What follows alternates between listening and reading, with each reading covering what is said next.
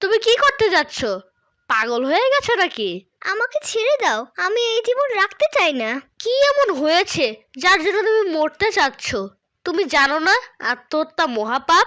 হ্যাঁ, আমি সব জানি, কিন্তু আমার সাথে যা ঘটেছে তাতে আমার মরা ছাড়া কোনো উপায় নেই। মরলেই কি সব সমাধান হয়? এমন কি হয়েছে বলো তো? একদিন হঠাৎ করে একটা ছোট ছেলে আমার সামনে এসে বলল, চাচিমা চাচিমা, আপনাদের বাড়িতে আমাকে একটু থাকার জায়গা দেবেন। তা তোমার বাড়ি কোথায় বাবা? চাচিমা, আমার বাড়ি নেই, আমি অনাথ, আমার মা বাবা কেউ নেই। এসব কথা বলতে নেই বাবা, আমার ঘরে এসো। এই ছেলেটা কে টুনি? এই ছেলেটার বাবা মা কেউ নাই? ও অনাথ, আজ থেকে আমাদের বাড়িতেই থাকবে। তাহলে তো খুবই ভালো হবে। একে মানুষের মতো মানুষ করে তুলবো।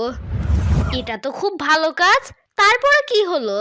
সেই ছেলেটাকে অনেক কষ্ট করে মানুষ করলাম। ছেলেটা যেন কোনোদিন পর না হয় সেই জন্য আমার একমাত্র মেয়ের সাথে বিয়ে দিলাম। তারপর একদিন হঠাৎ, ও বাপ, এবারকার মতো আমাকে ছেড়ে দাও, এই ভুল আর জীবনেও হবে না। আপনার কোনো কথাই শুনবো না। আপনি যা বলার থানায় গিয়ে বলবেন। বাবা, এরকম করে না, এই গ্রামে আমার মান সম্মান আছে। আপনাকে আমি কতবার বলেছি, তাও আমার কথা শোনেননি? আপনার জামাই পুলিশ বলে যেখানে সেখানে দাদাগিরি করে বেড়ান। আমি তো বলেছি আমার ভুল হয়ে গেছে, এরকম ভুল আর আমার জীবনেও হবে না।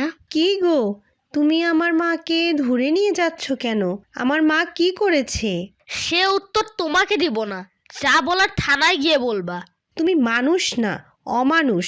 যে মানুষটা তোমাকে জামাই না ভেবে ছেলের মতো ভালোবেসেছে, তাকে তুমি থানায় ধরে নিয়ে যাচ্ছ? তুমি বেশি জ্ঞান দিতে আইসো না। বেশি বাড়াবাড়ি করলে না মা বিটিকে একসাথে লকাবে ভরে দেব। মারে, তুই আর এর মধ্যে কথা বলতে আসিস না, তুই বাড়ি চলে যা, আমার যা হয় হবে।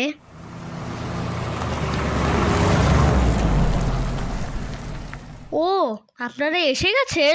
হ্যাঁ স্যার, আমরা একটু আগেই এসেছি। এবার আপনি বলুন, এই গরিব মানুষগুলো কি অন্যায় করেছিল তাই ঘাট ধাক্কা দিয়ে বাড়ি থেকে বের করে দিয়েছেন? স্যার, আমার 2 মাসের ঘর ভাড়ার টাকা দেয়নি, তার জন্যই ঘর থেকে বের করে দিয়েছি। সামান্য কিছু টাকার জন্য আপনি বাড়ি থেকে বের করে দিলেন? আর হ্যাঁ, আপনিই বা ঘর ভাড়া দেননি কেন?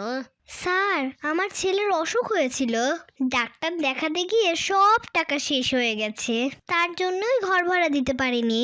মালিকের হাতে পায়ে ধরে কত করে বললাম সামনের মাসে সব টাকা দিয়ে দেব, তাও আমার কথা শুনলো না, ঘাড় ধাক্কা দিয়ে বের করে দিল। এটা কি ধরনের কাজ? হ্যাঁ স্যার, আমার ভুল হয়েছে, এবারকার মতো আমাকে ক্ষমা করে দেন। এভাবে ক্ষমা চাইলে তো হবে না। যাকে আপনি ঘাট ধাক্কা দিয়ে বাড়ি থেকে বের করে দিয়েছেন তার কাছে ক্ষমা চান। ভাই, তুমি আমাকে ক্ষমা করে দাও। এবার কান ধরে বলেন এরকম কাজ আর কোনোদিন করবেন না। ঠিক আছে, আমি কান ধরে বলছি, এরকম কাজ আর জীবনেও হবে না। ঠিক আছে, আপনারা এখন আসতে পারেন। মা, আপনি দাঁড়ান, কিছু মনে করবেন না। আমরা আইনের কাজ করি, আইনকে তো আর অমান্য করতে পারি না। ঠিক আছে বাবা, আমি আসি। তাহলে আপনারাই বলেন, আমি এই মুখ নিয়ে বাড়ি ফিরে যাব কিভাবে? যে জামাইকে আমি আমার নিজের ছেলের চেয়েও বেশি ভালোবাসি, সেই জামাই আমাকে এতগুলো মানুষের সামনে এইভাবে অপমান করলো। আমি আর এই জীবন রাখতে চাইনি। কি ব্যাপার, আমার দুঃখের কথা শুনে তোমরা সবাই কাঁদছো? না বোন, তোমার দুঃখের কথা শুনে কাঁদছি না। আমরা তো অনেক দুঃখ যন্ত্রণা বুকে নিয়ে গ্রাম ছেড়ে চলে যাচ্ছি। কেন রে বোন, তোমাদের কিসের দুঃখ কষ্ট?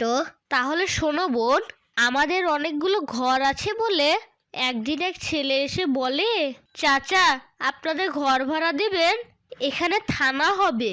আমিও ভেবে দেখলাম পুলিশকে যদি ঘর ভাড়া দেই টাকাও বেশি পাবো, আবার আমার ক্ষমতাও বাড়বে। তাই কোনো কিছু না ভেবে দিয়ে দিলাম। তারপর কি হলো? ভাড়া দেওয়ার কিছুদিন পর থানা উদ্বোধন হলো। এই, এখানে গাড়ি রাখবি না, সরা গাড়ি। এই থানা থেকে দাওয়াত করেছে, গাড়ি এখানে রাখবো না তো তোর মাথায় রাখবো?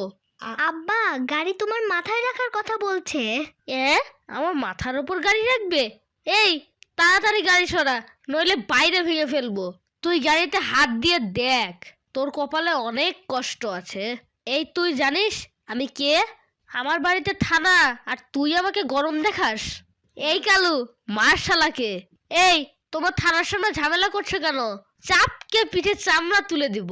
স্যার, আপনি ঠিকভাবে কথা বলবেন। থানা কিন্তু আমাদের জায়গায়। এই, তোর জায়গা তো কি হয়েছে? চল আমার সাথে। আব্বা, আমি তোমাকে বারবার মানা করেছি ওই পুলিশকে ঘর ভাড়া দিও না। আমার কথা তো শুনলো না। তুমি বললে পুলিশকে ঘর ভাড়া দিলে পাওয়ার বাড়বে। এই আমাদের কি হলো আব্বা?